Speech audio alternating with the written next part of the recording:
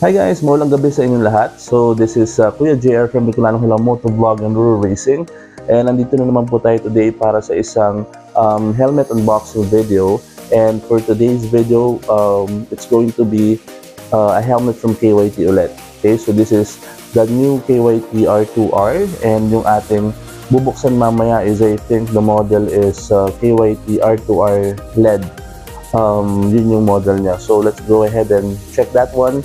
Explore natin yung features and specifications and ano ba yung meron dito sa helmet na to, yung color niya, and the price, right? So those are the things na gusto nating malaman at ipakita sa inyo para makatulong sa inyo kung nag-research kayo kung ano bang helmet ang bibili nyo, is makatulong sa inyo para makapag-decide kung ito ba talaga yung helmet na gusto nyo or para sa inyo. Okay? So let's go ahead and start this video in 3, 2, 1. Ito guys yung box natin guys. So open natin. So ito pa rin yung same usual content ng box natin pag bumili tayo ng KYT helmet. So we have the KYT R2R manual, and meron siyang kasama dito na KYT na tatlong sticker. Okay? Tatlong sticker, and ang kasama niya dito is dust bag. Yan. So dust bag siya na kulay white with KYT logo. Okay? Yan, red lining. Okay? Parang NFR din.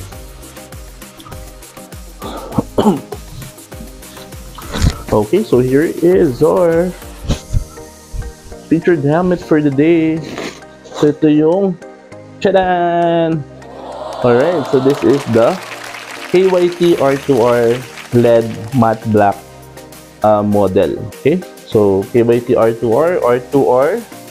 This is the latest model dun sa lineup ng mga KYT helmets, okay, na meron tayo.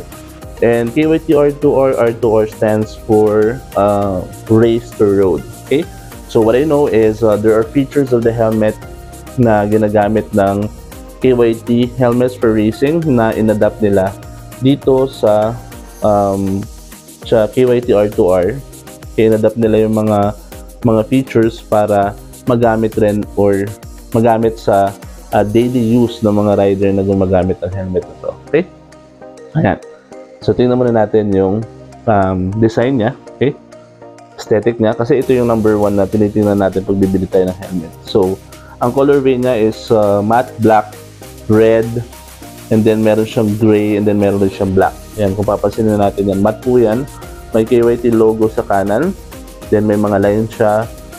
And, meron siyang color gray. Okay?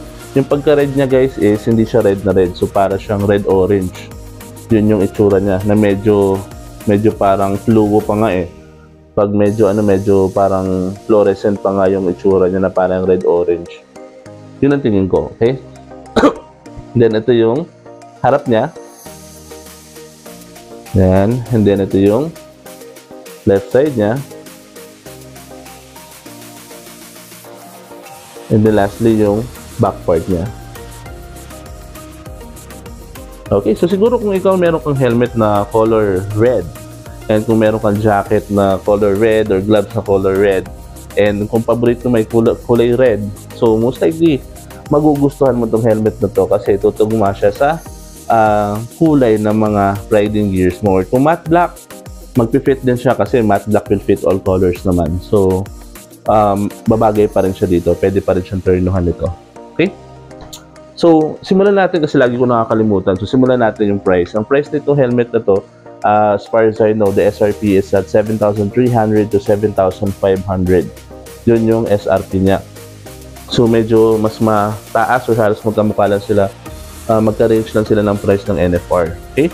Ang nakita ko lang diferensya sa NFR at saka sa R2R is parang mas malaki yung shell ng KYT R2R. If you're talking about shell, ang shell is tong outer part ng helmet. Okay? Other than that, yun lang naman yung nakita kong diferensya. Oh, one more thing. Ito pa isang diferensya. Not really a bad thing, pero ito yung isa sa nakita ko na pinagkaiba niya. Kasi sa mga usual helmet, even hindi KYT, oval yun dito sa part na to. And dito sa KYT R2R is meron siyang kanto. Yun, no? May kanto siya. So, parang palikpik. So, maybe this is for aerodynamics. And, Dito naman, well, let's go ahead and discuss na. So, dito, yung kasama niya dito pag bumili kayo is clear lens. This is a clear lens, and kung bibili kayo ng iridium lens, though wala pa ako nakikita, pero posible magkakaroon na yan soon. Pero yan, pwede kayong bumili nun ng KYT R2R. This is Asian fit, Asian size and fit, and this is scratch, anti-scratch visor. Okay, pin lock ready, so pwede rin siya sa pin lock, and then ano na siya, full vision, so meaning mas malapad or mas parang wide angle view na yung makikita nyo. Full view na siya. Okay? Like nung iba na medyo yung visor niya is medyo maliit lang and konti lang yung nakikita nyo. So, yun. Now, itong helmet na to is dual visor din siya. So, ito yung pinagkaiba niya sa TT course. Dual visor itong helmet na to. And, teka lang, test natin. Yan. Tapos, ang mechanism niya, hindi dito sa may taas, hindi dito sa kabila, sa may tenga. Ang dual visor mechanism niya is sa ilalim. Okay? So, ito yung dual visor mechanism niya. So, push forward mo lang, then, actually, push, hilahin mo, i-pull mo siya, hilahin mo, and then, bababa yung second visor niya. Okay? Smoke second visor. So, ito yung gagamitin nyo pag halimbawang nagbabiyahe kayo and medyo nasisilaw kayo, pwede nyo siyang ibaba para hindi kayo mahirapan mag-drive. Okay?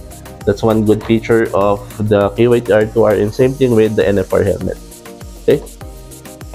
And NFR model. But, ayan. Tapos, sa vent naman, meron dito sa harap. Meron dyan sa harap, sa may chin. Halos lahat naman ng helmet meron dyan. And dito rin sa taas, meron dito ng dalawa. Okay? Tataas mo lang rin yan para mag-open. And then, tutulak mo pa forward kung gusto nyo na isarado siya. Then, meron din siya dito sa likod na vent or parang exhaust siya. Ayun, may mesh. Okay? Ayan. Tapos, for spoiler, meron siya spoiler dito guys. Built-in spoiler na smoke. Okay? Smoke, parang medyo transparent siya, pero smoke yung kulay niya. And meron pa siya dito sa taas. Nung tingnan nyo, meron siyang second spoiler sa taas na I think nakakaganda ng design niya. Mas nakakapagpaangas sa kanya. Ayan o. Nakikita nyo ba? Yan. Second spoiler. Okay? And sa likod naman, yan. Sa likod naman, meron dyan BPS sticker. So, BPS sticker or ICC, yan yung kailangan natin na makita pag bibili tayo ng helmet. Kasi kung meron yan, either or, it only means na pumasya siya sa product standard ng Pilipinas. Okay? So, dito in this case, meron tong BPS. So, good siya. And for the weight naman, ang weight naman nito guys is plus or minus 1,650 grams. So, based on my based sa pagkakatanda ko guys, 1,650 grams, mas mabigat to ng 100 grams sa NFR model, and mas mabigat siya ng 200 grams naman sa TTC. Kung tama ang pagkakatanda ko, 1,450 grams ang TTC or TT course model, and 1,550 naman ang NFR, and ito ay 1,650. So, yun ang isang nakikita kong pagkakaiba nila. Medyo mabigat lang siya ng konti. Pero compared to other helmets and other brands, I think okay pa rin siya. Pasok pa rin siya. And given the feature na meron dito sa helmet na to, is masasabi ko na okay pa rin siya. Premium yung mga features niya. Okay? And dito, meron siya ditong shin guard, and then itong inner foam niya. So, ang inner foam niya, yan. So, removable, washable po yan. Pwede nyo tanggalin pag nadumihan, or pwede kayong gumamit ng mga spray like Kobe, disinfectant, para nawala yung amoy pawis pag masyado nang matagal natin ginagamit yung helmet. And meron na ngayon mga bago ngayon ng mga vending machine na helmet disinfectant vending machine. So parang maglalagay ka lang natin ng 25 pesos, then parang uusok na siya. Parang anti-back ba sa kotse. Yung parang papausukan yung helmet mo, then it will be treated by chemicals nung usok, and then okay na siya pagbalik. So, pagtanggal niya or pagtapos na yung procedure is malinis na siya. Okay? And then meron siya dito na mechanism na ginagamit for emergency. Nakalimutan ko ang tawag dito guys, pero nakalagay naman dito, naka-indicate na sabi dito ay pull. Okay? So you're going to use this and pull this this part of the helmet for emergency. For example, ay wag naman sana na aksidente ng rider and ganito yung suit ng helmet and nawalan siya ng malay. For example, we don't know kung anong condition niya, and ang number one natin gagawin is to secure or to check kung syempre kung humihinga ba siya. And sometimes kasi pag na-aksidente tayo, ang una natin gagawin talaga dapat is instinct natin is tatanggalin natin yung helmet natin, kasi posibleng hindi natin alam paano nangyayari dun sa tao, baka hindi siya nakakahinga or nahirapan siya huminga or hindi natin siya makausap ng maayos. So gagawin natin is hihilahin natin tong dalawa na to, and ideally dapat mag-release yung foam niya ng kahit hindi sabay-sabay, basta magre-release yung foam niya, and ibig sabihin luluwag yung sa may area niya ng neck, and kahit madali na natin siya na matatanggal, and madali na natin matatanggal yung head ng rider dun sa helmet, and pwede na natin siyang matanong ng mga vitals na at ma-check at mabigyan ng paunang lunas kung kailangan, okay, or first aid. Another thing is ano to guys, intercom ready rin siya. So intercom ready, and nakalimutan ko isa pang feature dito. Meron siya dito sa baba, kaya kung napapansin nyo, may pindutan siya. So ito yung ginagamit pag actually yung TTC NFR wala namang ganito, ito meron. So parang locking mechanism siya, mas matigas siya actually. Pag ibababa mo yung visor mo, yan, pipindutin mo siya, tapos parang magki-click siya. So pag nag-click siya, it means na nakalock na siya. Then pag itataas mo naman siya, then medyo lalakasan mo lang siya. Yan. Pero I think that's one good feature of the KYT R2R. It means na mas hindi siya aangat if ever na kung halimbawa man merong salubungan na or magkaroon ng crash, is hindi siya aangat yung visor para hindi naman magasgasan or mabangasan yung mukha natin due to unforeseen events or accidents. Okay, so guys, kung makikita natin dito guys, meron ditong ECE. So ECE rating ng KYT R2R is 2206.